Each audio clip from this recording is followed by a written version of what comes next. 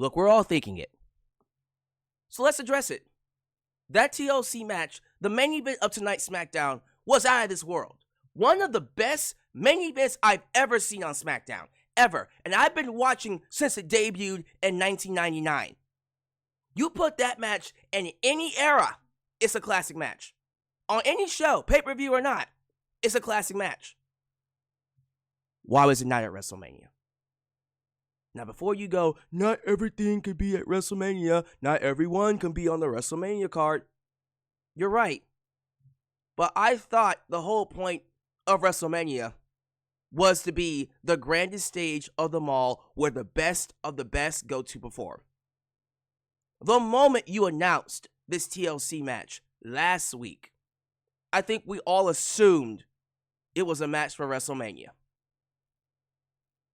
We already knew that it was going to be a banger of a match.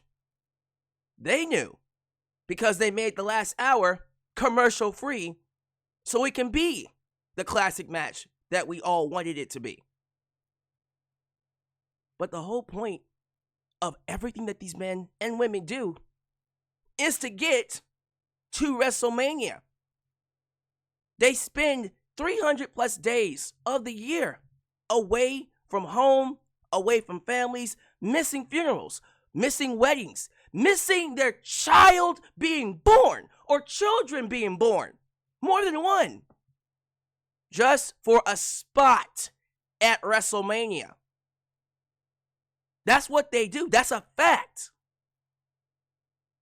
And these guys couldn't get on it. The irony of that these guys ended up having one of the greatest matches on a SmackDown, definitely match of the year, might be the match of the year by the time this is over with, couldn't be on WrestleMania. I just think that's funny. Maybe I'm just out of touch, because I was taught that was sacrilege. You put your best men, your best matches on WrestleMania. Before we get into SmackDown, I want to give a quick shout out to the partnership, Venice AI. Let's get a quick word from them before, of course, we get to the SmackDown review. This broadcast is partnered by Venice AI. Have you ever thought about what an AI is doing with your chat history? Did you know that Alexa listens in to recommend products and Meta retargets us based on what we click? Most AI platforms like ChatGPT store everything you say and attach it to your identity. They even tend to share it with third parties or other unknown entities. One may ask themselves, why am I handing over my data so easily? That's when today's partners come in. Venice AI. Venice AI prioritizes privacy. It is a private, permissionless AI platform that keeps your data safe. As a creator, I personally use it to brainstorm video ideas, create thumbnails, and also use it to clean up any posts I put on social media. I'm not the best writer, so it's always good to have something to make sure what I write is understood and readable. So if you're ready to level up your experience and keep your privacy intact, you can sign up using my link, venice.ai/Alyx, to get 20% off its pro plan. So don't miss out. Level up your AI experience with Venice AI today.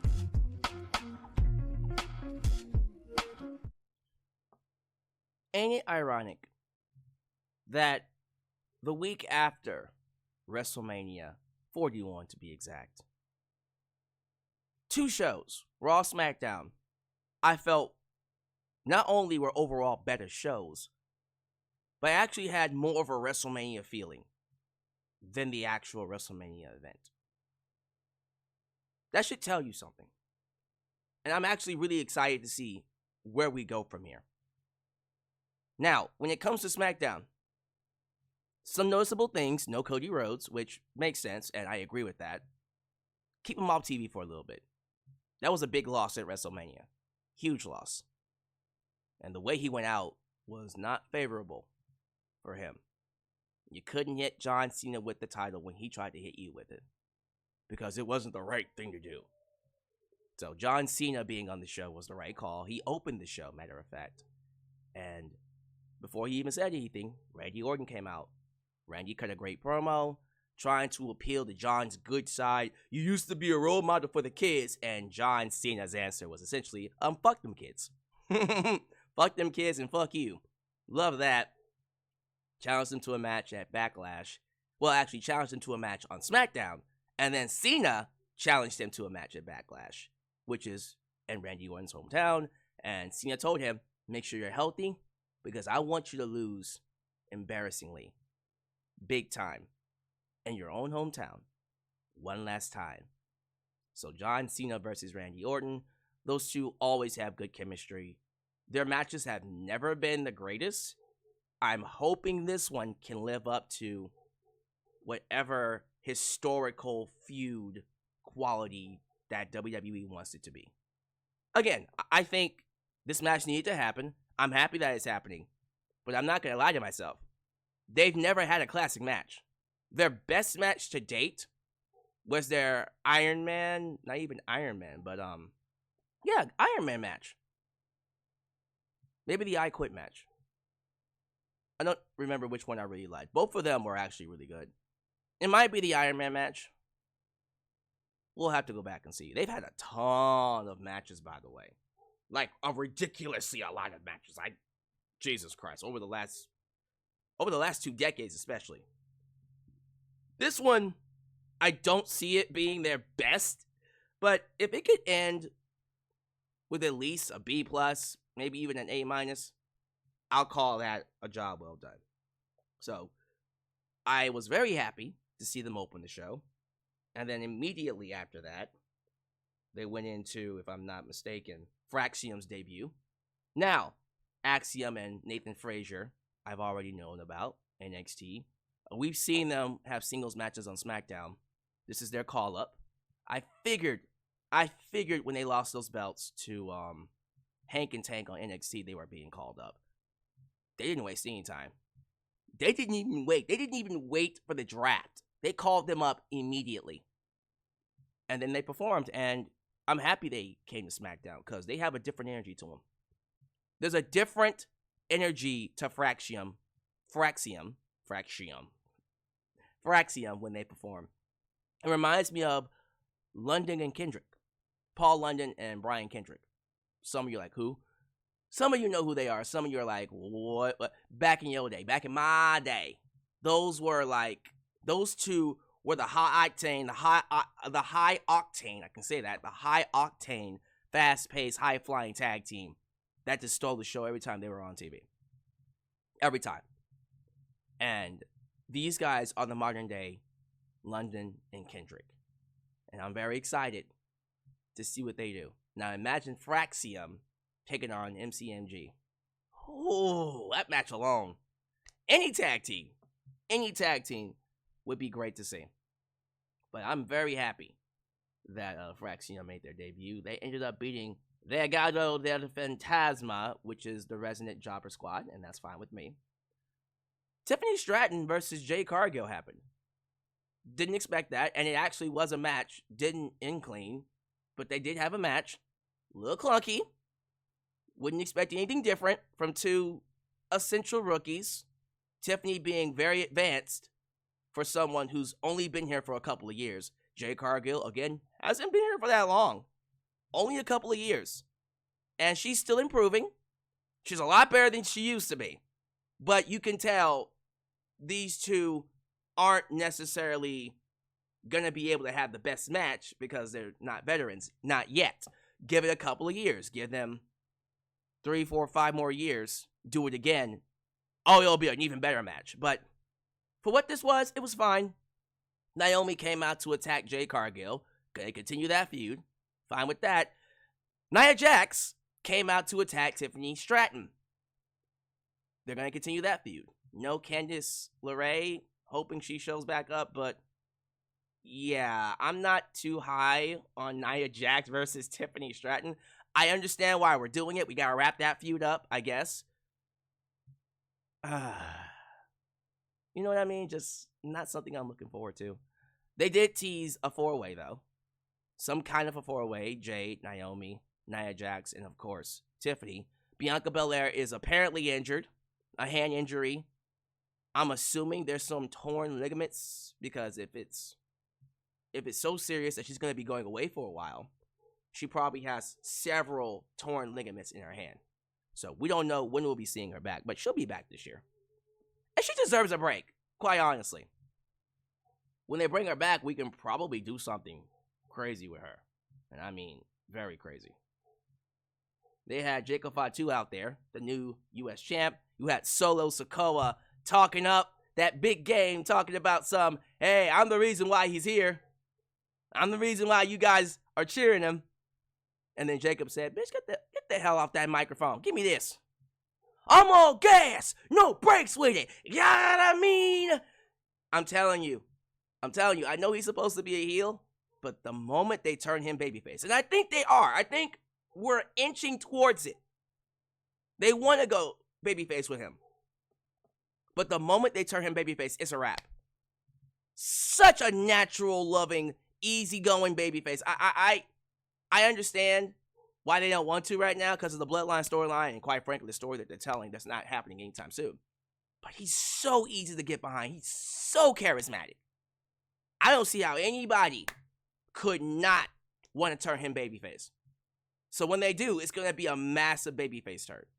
And he will become a massive, he's already a massive star, but he'll become an even bigger star. But yeah, the whole story is Solo feels like he is responsible for Jacob. Jacob's like, no, you ain't, bitch. So that's going to lead to a feud down the line with them. Clearly, it's going to be a big match at SummerSlam, I'm thinking. Can't wait to see how that goes. Anyways, LA Knight comes out. Drew McIntyre, of all people, comes out. I guess we can't send him after the world title because John Cena's the world champ. Understandable. So yeah, put him in the U.S. title feud. So LA Knight and him had a match. The match went to a DQ finish. Another DQ finish. With Damian Priest coming out and attacking Drew. Solo coming out and attacking LA Knight. It's literally what happened with Jay Cargill and Tiffany Stratton. I don't like when they do that. I don't like when they do the same kind of angle twice. Yes, different divisions, but it feels like lazy booking. But yes, Drew McIntyre got attacked by Damian, so that feud's continuing. LA Knight got attacked by Solo, so clearly maybe LA Knight's going after Jacob Fatu. Would prefer if LA Knight got attacked to set that up, but whatever. Maybe they're doing a fatal four-way with that one. I don't know. It just feels like everything's kind of similar in that aspect. I do not like when they do that. That's just me. I'm not saying they can't do it. I just prefer if they don't. Surprise of the night, Zelina Vega versus Chelsea Green. This time, Chelsea Green had her Secret Hervis. Really like that name. Piper Niven and Alba Fire were out there with her. And I'm thinking there's no way Zelina will win this. It's going to be a wrap. Was I surprised? Massively. Zelina Vega, holy crap, ends up pinning Chelsea Green, even with Secret Hervis out there. She won the match. Well, there's a Triple H swerve if I've ever seen one. You know what? I love this. If I'm not mistaken, please correct me if I'm wrong. Is this her first championship in her entire career? Like, literally her first. Her only championship. Did she win any other belt? I'm seriously asking. Now go back to TNA. Did she win any belts in TNA? Because I know she didn't win anything on NXT. She was Queen of the Ring. But that's about it. No championships. Wow. Holy crap. I feel like she has won a championship. And I'm talking about singles, by the way. Singles championship. Singles. Because I feel like she has won the women's tag team titles. I feel like she has. I think this might be her first singles women's title. And she's been here for a hot minute. That actually makes me appreciate it even more. And I kind of feel like, I'm not saying this is the case, because I do think Zelina she deserved to win this, by the way. Very surprised it didn't happen. Okay, forget about it. I'm not going back to the well about WrestleMania, whatever. Anyways, because it made the show so much better. I'm actually thinking that they probably gave this to her because Aleister Black was coming back. But I'm glad she won it anyways. I don't care. She deserved to win it. She's busted her ass way too long to not at least have a run. No, it's not going to be a long run. Yes, Chelsea Green will get it back. But I am very happy she at least got to say, I was a champion in WWE. Now, can you do me a solid favor, WWE? Can you bring back her old theme? Because this current theme is garbage. It's booty cheeks. It is booty cheeks. But I love it. I'm happy it was Alita. Matter of fact, if I'm not mistaken, I think I can update this cover here to the actual cover that it is now with Zelina Vega. I'm going to do that right now. Anyways, let's talk about Aleister Black. So, Miz and Carmelo Hayes are backstage, and apparently Carmelo has a chain. He has a chain with Andre the Giant's head around it, now around his neck, because he won the Andre the Giant Memorial Battle Royal Trophy, right? And so he's standing near it, and he sees that as his launching pad. And one of the things that I appreciate about Carmelo Hayes is his ability to, and this is just my personal opinion, is his ability to take whatever he's given and make it work. Take whatever he's given and make it work. And he uses whatever WWE gives him to his ability and was able to get this over. And I'm so happy personally. There we go. Update the cover. I'm so happy personally that he won it. And now he's calling himself the 10th wonder of the world. Because Andre was the 8th, China was the 9th, and now he's the 10th. Carmelo's a special talent. And so he's going to be able to take that and run with it. Hopefully. Hopefully. Miz tells him, let me go handle business. As soon as he got out there, I said, well, this is where Aleister Black comes in, because he starts talking that match. Well, welcome tonight at WrestleMania. My main event at WrestleMania. Blah, blah, blah, blah, blah, blah. Lights go out.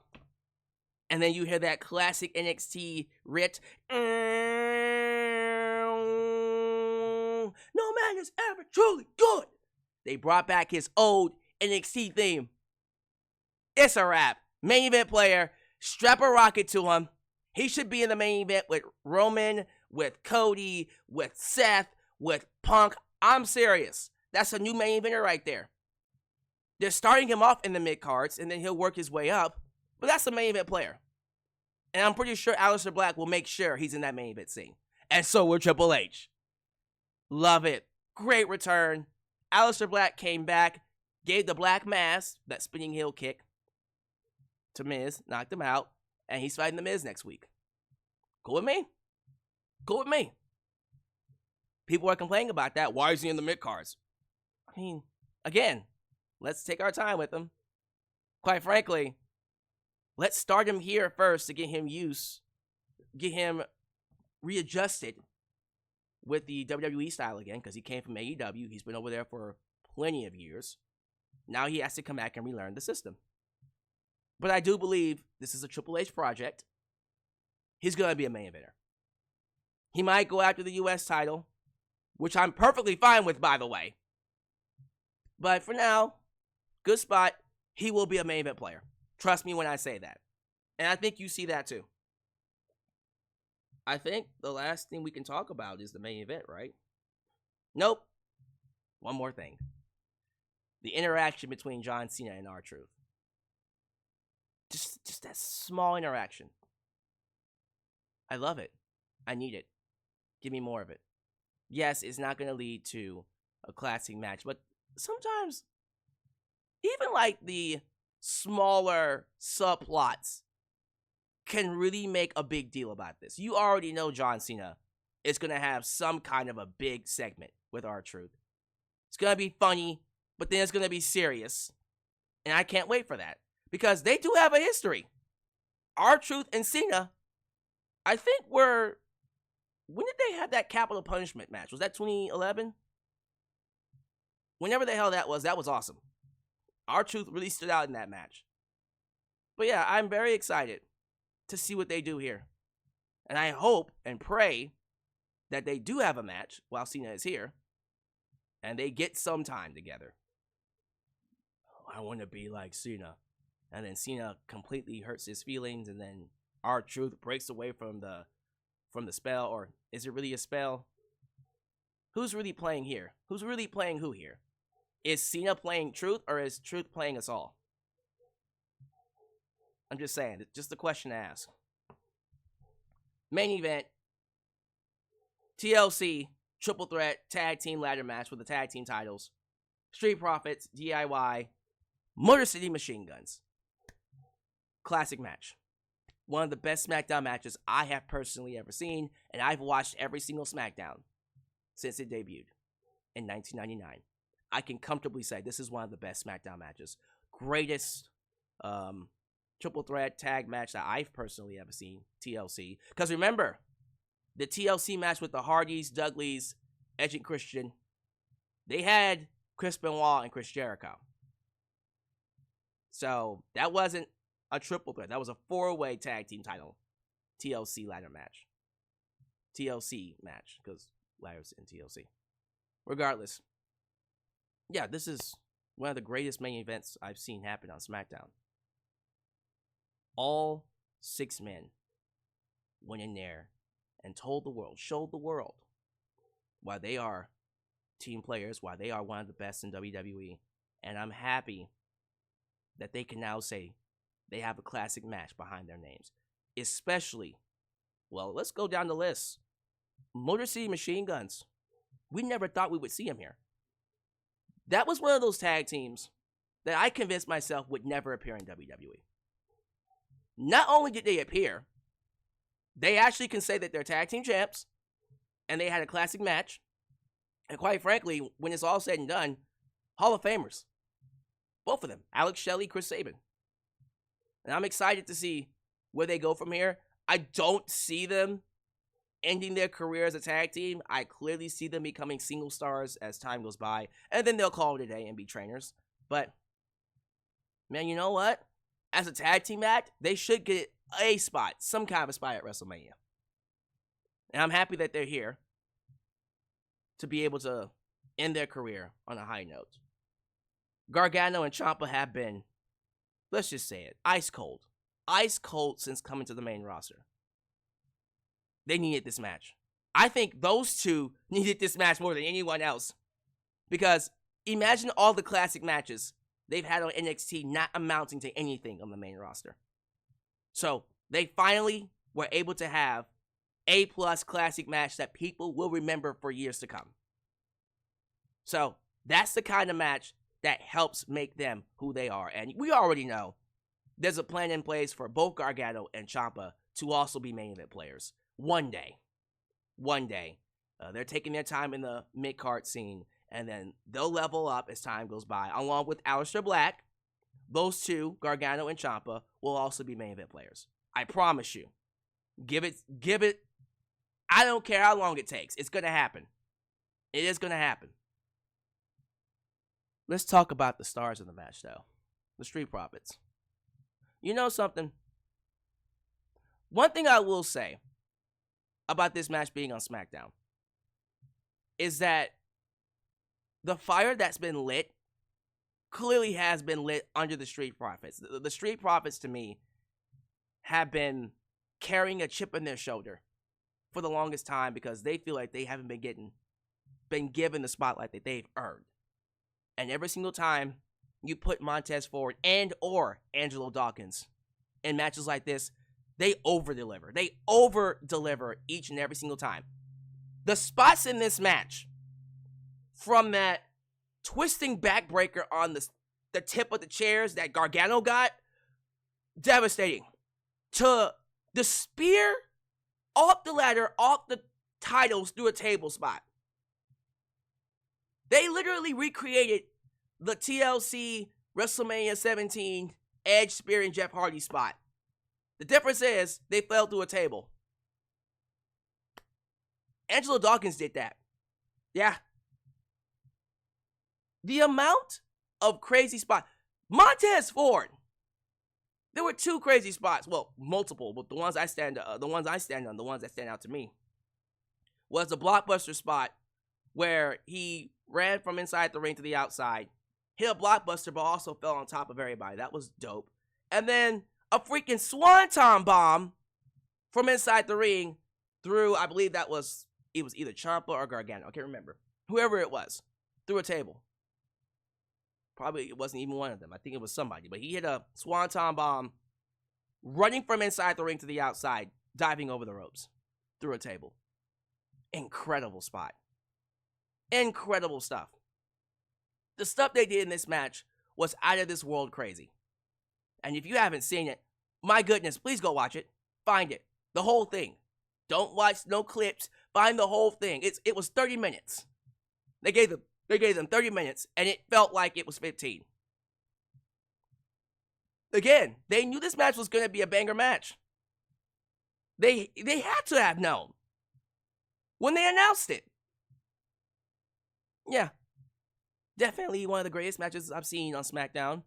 It was better than 80% of the matches at WrestleMania. 90% of the matches at WrestleMania. Because the only two matches that were better were the triple threat matches. Both of them, men and women's. You might even argue this was better than both of them. I don't know. It is definitely a candidate for match of the year. How about that? So, I loved SmackDown. I loved Raw and SmackDown this week. And there's a lot of promise heading forward. And look, whatever we feel about the ending of WrestleMania, The Rock not being there,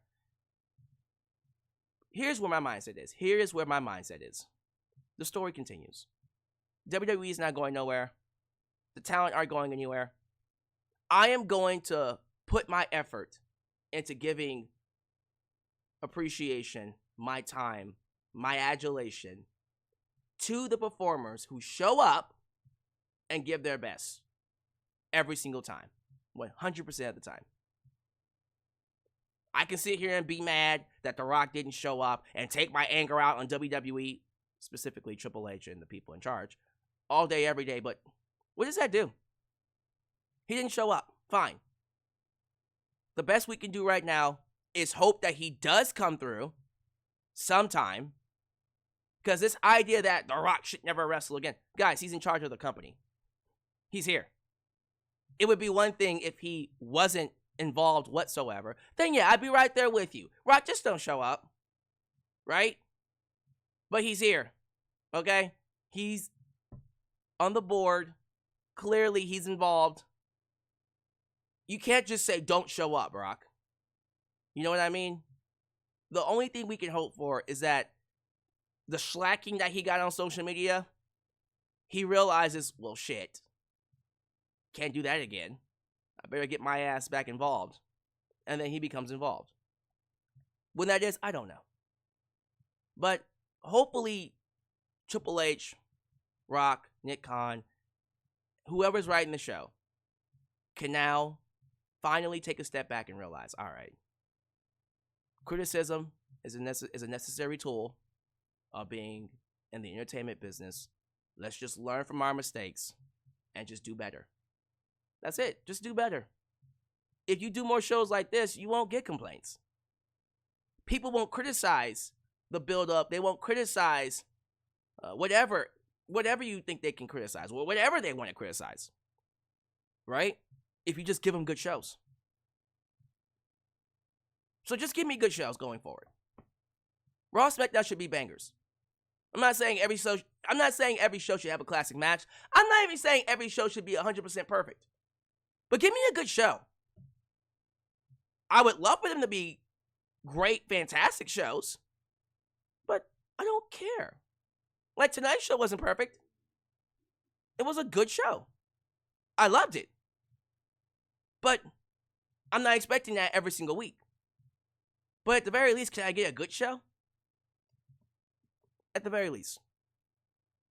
So there's my SmackDown review. Thank you for watching. Do all the YouTube things. Like the video, subscribe, and click that button to catch all my content when it comes out. Follow me on social media, Facebook, Twitter, Instagram, TikTok, and donate using PayPal, Patreon, Cash App, and Venmo. Love you all. WrestleMania 41 is now in the rear view mirror.